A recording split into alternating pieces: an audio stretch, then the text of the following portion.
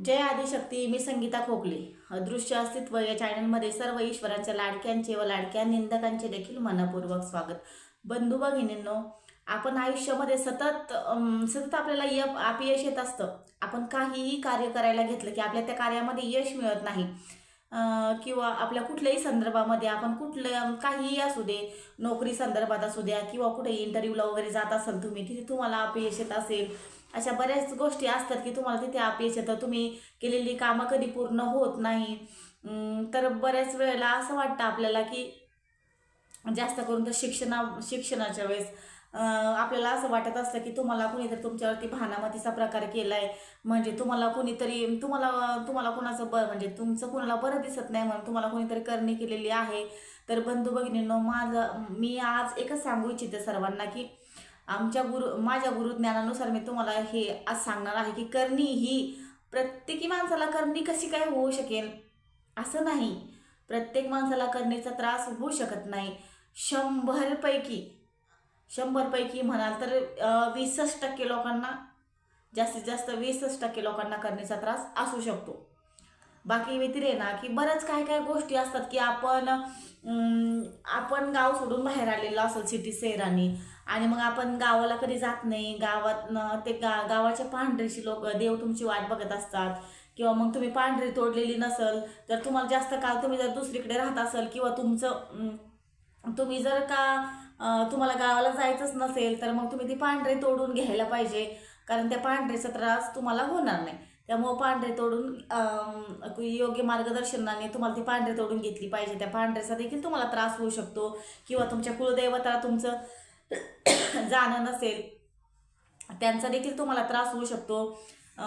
कुलदैवत, कुलस्वामिनी त्यांचाही त्रास असू शकतो. एखाद्या वेळेला तुमचं नक्षत्र कुठल्या याच्यावरती आहे ते सुद्धा व्यवस्थित चेक करावं लागतं. त्याच्यामुळे सुद्धा देखील त्रास होऊ शकतात. कारण की ह्या सर्व गोष्टी आहेत त्या सर्व चेक केल्या पाहिजे. कधी कधी पत्रिकेमध्ये पण तुमचे ग्रह ग्रह कुठल्या स्थानी आहेत ते बघावं लागत असतं. बऱ्याच काही गोष्टी असतात.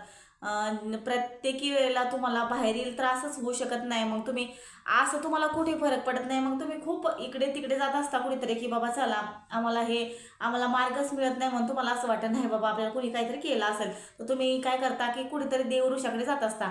मग ते महाराज तुम्हाला बऱ्याच ठिकाणी तुमची फसवणूक होती की एवढं खर्च करा, तेवढं करा, तुम्हाला करण्याचा त्रास आहे, हे आहे ते आहे, असं केलंय, तुम्हाला तसं केलंय. मग तुम्ही त्यांचं सांगून खूप खर्च देखील केलेला असतो तुम्ही, पण तुम्हाला योग्य मार्गदर्शन ती मिळतच नाही. कारण की तुम्हाला जर त्रास तिथला नसेलच, तुम्ही कितीही कोंबडं कापले, बकरं कापले, किती उतारे टाकले, काहीही केलं तरी देखील बंधू भगिनी तुमचा तो त्रास थांबणारच नाही. तुमचा जर तो त्रास नसेलच तर होऊ शकतं तुम्हाला काहीतरी दुसराच त्रास असेल, त्याला जाणकार व्यक्ती लागेल तुम्हाला व्यवस्थित चेक करायला.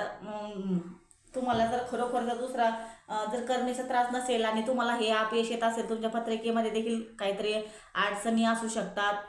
त्याच्यामुळे देखील काहीतरी ह्या अडचणी उथलमाथल तुमच्या जीवनामध्ये येत असतात. आता बऱ्यापैकी लोकांना कसं असतं की तुम्ही नोकरी मिळते, आपण कुठेतरी जात असेल जॉबला, तुम्हाला इंटरव्ह्यू असेल आणि तिथे तुम्ही इंटरव्ह्यूला गेला की तुम्हाला सांगतात की 1 महिन्याने 2 महिने या. किंवा मग कोणी म्हणतं की तुम्हाला इंटरव्ह्यूमध्ये पास केलं जातं, तुम्हाला आम्ही फोन करून सांगतो, तर तुम्हाला फोनच येत नाही. असं देखील तुमच्याबरोबर घडत असतं. किंवा तुम्ही खूप अभ्यास करताय, तुम्ही कमीत 1 मार्काने सुद्धा जाताय, तर त्याच्यामुळं देखील असं होऊ शकतं. म्हणजे तुमच्या पत्रिकेमध्ये जर अडचणी असेल तर त्याचा त्रास देखील तुम्हाला अशा पद्धतीने होऊ शकतो.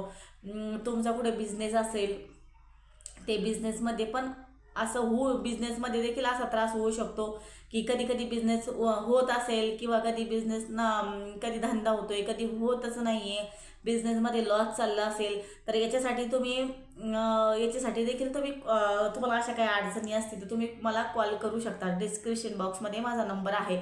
तर माझं एकच सांगणं आहे सर्व साधकांना की प्रत्येक वेळेला काय होतं की आपल्याला असं वाटत असतं आपल्या मनाला की आपल्याला कुठेतरी अपयश येतं. प्रत्येक गोष्ट आपण जी करतोय त्याच्यामध्ये आपल्याला यश मिळत नाही, तर तुम्हाला असं वाटत असतं की आम्हाला कोणीतरी करणीच केलेली आहे. तर नाही साधकांनो, प्रत्येक व्यक्तीला करणी कशी होऊ शकते? मग करणी आहे तर तुम्ही एवढं देवदेव केला, एवढं तुम्ही सगळीकडे फिरत असता, मग तुम्हाला यश का मिळत नाही?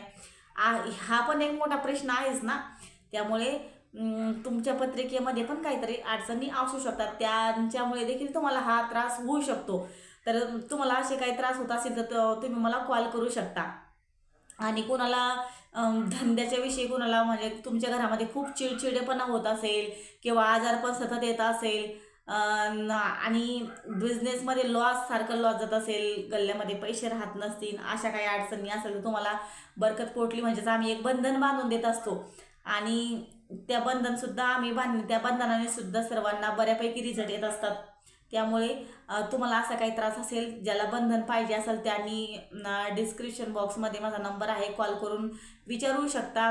आणि कमेंट करायची आहे, जर कुणाला असे त्रास असतील ते देखील सांगायचे आहे. आणि तुम्ही मला तुम्हाला आवडत असतील माझे व्हिडिओ तुम्ही लाईक करत जा, सबस्क्राईब करत जा. आणि तुम्हाला जर काही नवीन तुम्हाला जर काही माहिती हवी असेल तर तुम्ही नक्कीच कळवा, म्हणजे त्याच्यावरती देखील योग्य असेल तर आपण व्हिडिओ बनवूया. पण योग्य पाहिजे माहिती, त्यावरती नक्कीच आपण व्हिडिओ बनवणार. आणि माझे व्हिडिओ सर्वांनी जास्तीत जास्त लोकांपर्यंत शेअर करायचे आहेत, जर आवडत असतील तर, म्हणजे दैवी सेवा करायची आहे. जय आदिशक्ती.